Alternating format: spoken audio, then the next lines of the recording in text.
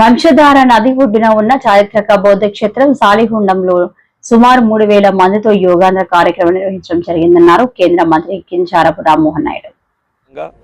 భారతదేశంలో ముఖ్యంగా ఆంధ్రప్రదేశ్ రాష్ట్రంలో యోగాంధ్ర కార్యక్రమాన్ని చాలా అద్భుతమైన రీతిలో ముందుకు నడిపిస్తున్నాం. అందులో శ్రీకాకుళం జిల్లాలో గతంలో కూడా కొన్ని మంచి కార్యక్రమాలు వేలాది మంది ప్రజలతో వాళ్ళతో యోగా కార్యక్రమాన్ని ముందుకు నడిపించడం జరిగింది. అలాగే ఈరోజు ప్రపంచ ప్రసిద్ధిగాంచినటువంటి బౌద్ధ క్షేత్రం మన సాలిగుండం క్షేత్రంలో మళ్ళీ యోగాని ఈరోజు 3000కు పైగా జనాభాతో ఇక్కడ స్థానిక కలెక్టర్ గారు స్వప్నిల్ గారు అలాగే శాసనసభ్యులు శంకర్ గారి ఆధ్వర్యంలో ఈరోజు చాలా అద్భుతంగా జరిగింది. ఇందులో పాల్గొనే అవకాశం రావడం నాకు కూడా చాలా ఆనందంగా ఉంది.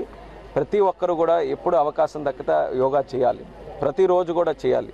చిన్నపిల్లల దగ్గర నుంచి పెద్దవాళ్ళ వరకు ఏ రకంగా వాళ్ళందరూ కూడా మరి ఆరోగ్యంగా ఉండాలన్న కోరిక ప్రతి ఒక్కరికి కూడా ఉంటుంది.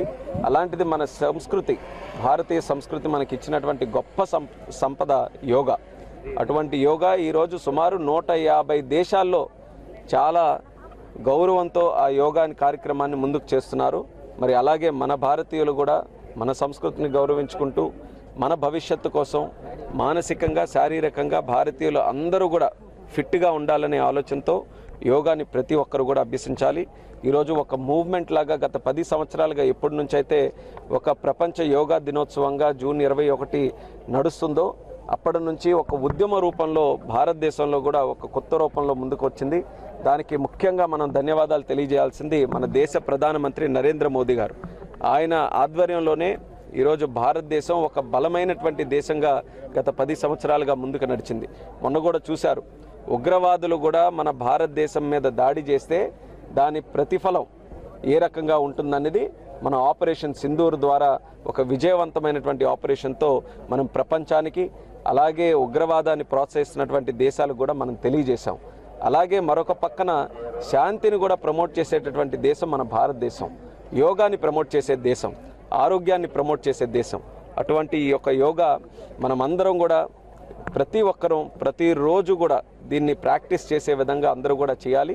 అదే ఈ యోగాంధ్ర కార్యక్రమం తాలూకా ముఖ్య ఉద్దేశం కూడా ఎప్పటికప్పుడు ఈ యొక్క కార్యక్రమాలు చేసుకుంటూ జూన్ 21వ తేదీన ప్రధానమంత్రి గారు మన విశాఖపట్నం నగరానికి వచ్చి ప్రపంచం మొత్తం కూడా చూసే విధంగా రికార్డు స్థాయిలో 5 లక్షల మంది పార్టిసిపేషన్తో ఆ రోజు యోగాంధ్ర కార్యక్రమం కూడా మన విశాఖపట్నం నగరంలో చేస్తున్నాం. మరి ఎప్పటికప్పుడు చంద్రబాబు నాయుడు గారు కూడా ఆ యొక్క కార్యక్రమాలని పరిశీలిస్తూ చాలా గ్రాండ్గా చేయాలని ఆ కార్యక్రమం కూడా నడుస్తుంది. దానికి ముందుగా ఇలాంటి యోగాంధ్ర కార్యక్రమాలు ప్రతి జిల్లాలో మంచి మంచి ప్రదేశాల్లో ఈరోజు పెట్టుకొని ప్రమోట్ చేసే పరిస్థితిలో ఈరోజు చేస్తున్నాం. చాలా అద్భుతంగా జరుగుతుంది. ముఖ్యంగా ఆనందించాల్సిన విషయం ఏంటంటే పబ్లిక్ తాలూకా రెస్పాన్స్ కూడా. ఒక సిటీలో చేసిన, రూరల్ ఏరియాలో చేసిన ప్రతి ఒక్కరు కూడా ఈరోజు యోగా కార్యక్రమాల్లో అందరూ కూడా పార్టిసిపేట్ చేస్తున్నారనంటే యోగా తాలూకా ప్రాముఖ్యత ప్రతి ఒక్కరికి కూడా ఏ రకంగా బలంగా వెళ్ళిందనడానికి ఇది ఒక పెద్ద నిదర్శనం. ఇది కేవలం మనకి జూన్ 21 ఒక యోగాంధ్ర కార్యక్రమం చేస్తున్నాం, రికార్డు స్థాయిలో చేస్తున్నాం, దానికి రన్నప్గా ఈ కార్యక్రమాలన్నీ చేస్తున్నాం. కానీ ప్రతిరోజు కూడా యోగా చేసే విధంగా చేసినప్పుడే మనం పూర్తి శాతం విజయం సాధించినట్టు. దానికి అందరికీ కూడా మరొకసారి పిలుపునిస్తున్నాను.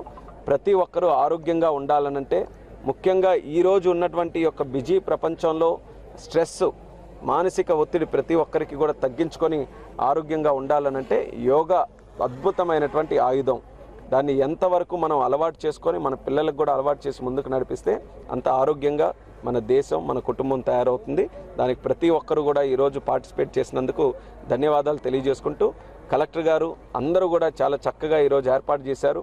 మన సాలిగుండం బౌద్ధ క్షేత్రం అనేది శాంతికి ప్రతిరూపం కింద ఈ యొక్క క్షేత్రం ఉంది. ఎంతోమంది ఎప్పుడు కూడా సందర్శిస్తారు. అందమైనటువంటి క్షేత్రం ఇది, వంశధార నది ఒడ్డున ఉన్నటువంటి క్షేత్రం. అటువంటి క్షేత్రంలో ఈరోజు యోగా కార్యక్రమం చేసి మరి ఈరోజు ఎంతో అందంగా కార్యక్రమం జరగడం నిజంగా చాలా సంతోషంగా ఉంది.